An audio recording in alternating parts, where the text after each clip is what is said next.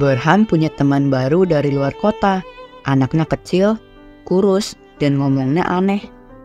Mungkin logat asli daerahnya yang berbeda dengan gaya bicara di tempat kita. Ya, benar mah, tapi lucu sekali. Jadi teman-teman berusaha membuli dia.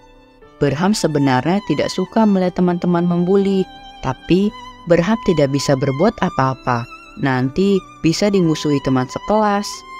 Nah, kamu takut pada kebenaran atau pada teman sekelas? Apakah anak-anak takut dimusuhi teman sekelas karena berbuat baik atau takut tidak menjalankan kebenaran? Kita akan perhatikan tindakan Pilatus yang untuk sementara diberi kuasa mengadili Yesus. Kita amati pemeliharaan istimewa dari Allah saat Pilatus merasa enggan untuk menghukum Yesus. Selamat pagi anak-anakku sekalian. Mari kita bersatu dalam doa. Tuhan, biarlah renungan pada pagi hari ini menolong kami untuk tetap bersandar kepada Tuhan dan mempercayakan Tuhan dalam hidup kami. Di dalam nama Yesus kami sudah berdoa. Amin. Anak-anak, pada hari sebelumnya kita sudah belajar bagaimana Pilatus memutuskan perkara untuk memberikan kepada orang-orang Yahudi pilihan. Siapa yang mereka hendak bebaskan, Barnabas atau Yesus. Tetapi mereka memilih untuk membebaskan Barnabas. Namun pada waktu sebelum Pilatus memutuskan perkara, sebenarnya anak-anak, istrinya Pilatus sudah mengirimkan satu pesan kepada Pilatus agar jangan ikut campur masalah Yesus. Karena istri Pilatus rupanya sudah mendapatkan peringatan. Hah? Kok bisa? Dari mana peringatannya? Ya, peringatannya itu berupa mimpi. Istri Pilatus mendapatkan mimpi yang buruk yang menakutkannya. Bahwa kalau dia salah membuat keputusan, maka akan mendapatkan celaka. Nah, ini dikhawatirkan oleh istri Pilatus, lalu mengatakan kepada suaminya supaya hati-hati.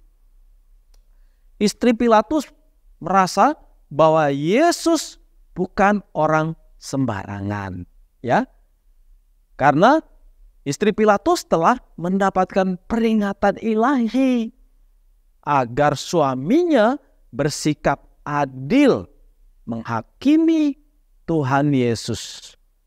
Istrinya tidak mau keluarga mereka mendapatkan musibah karena perkara Yesus ini.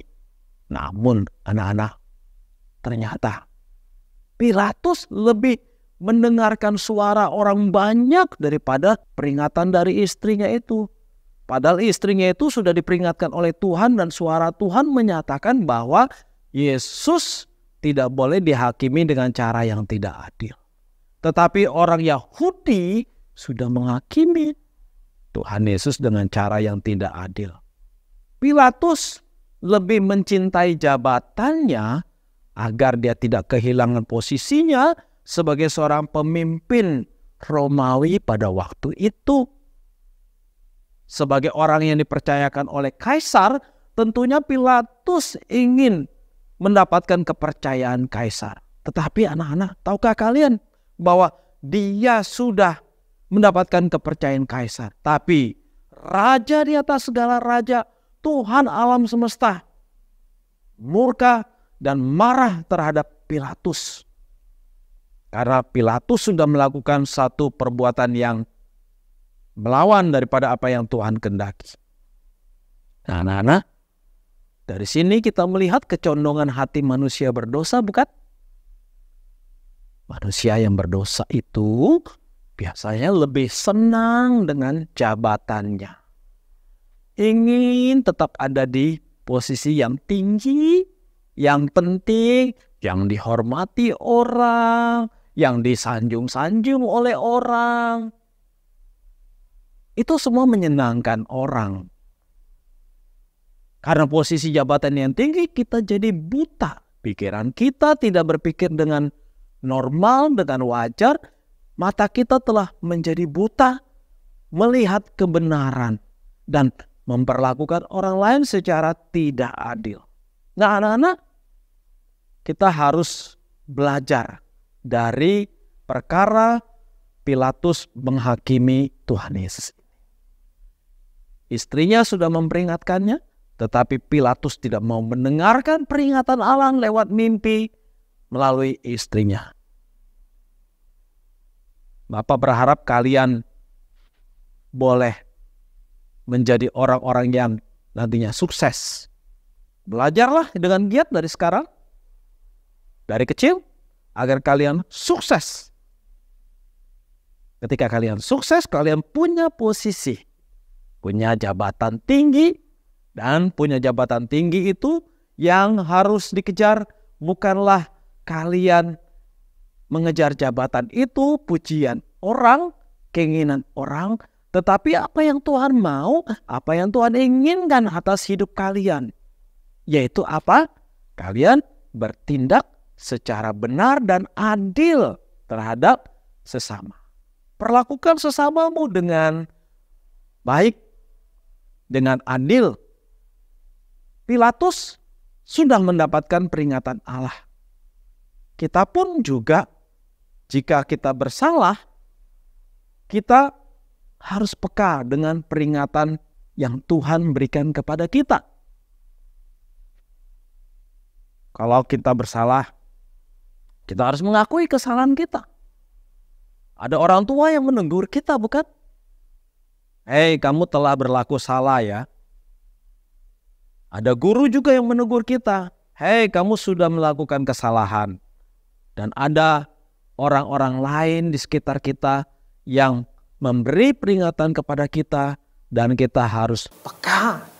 Kita harus bertobat dari kesalahan-kesalahan kita. Jangan lakukan kesalahan yang sama. Dan jangan bertindak tidak adil kepada orang lain.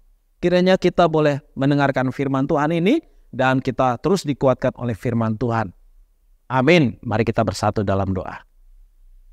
Terima kasih Tuhan, sekali lagi firman-Mu sudah menegur kami bagaimana seharusnya kami boleh peka dengan peringatan-peringatan Tuhan. Ada orang tua kami yang membimbing kami, ada guru kami, ada pendeta kami yang membimbing kami, yang memberikan peringatan-peringatan kalau kami berbuat salah. Tolonglah kami ya Tuhan untuk peka dengan pimpinan Tuhan. Di dalam nama Yesus kami sudah berdoa. Amin.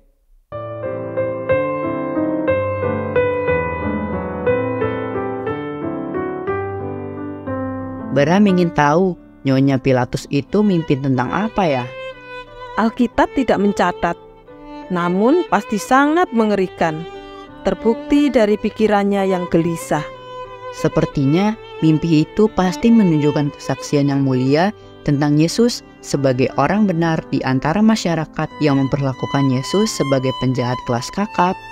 Ingat anak-anak, walau Pilatus mencuci tangan sebagai simbol tidak bersalah, tetapi yang terjadi justru sebaliknya, bahwa tindakan Pilatus merupakan pembunuhan terhadap darah Yesus yang tidak bersalah. Yang jelas, Pilatus gagal menegakkan keadilan bagi Yesus, walau dia sudah diberi peringatan.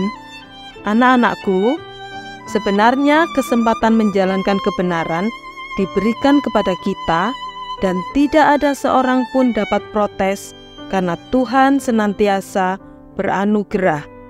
Mari lanjutkan relasi dengan Allah melalui pembacaan Matius 27 ayat 20 sampai 26. Bertekunlah dalam firman-Nya.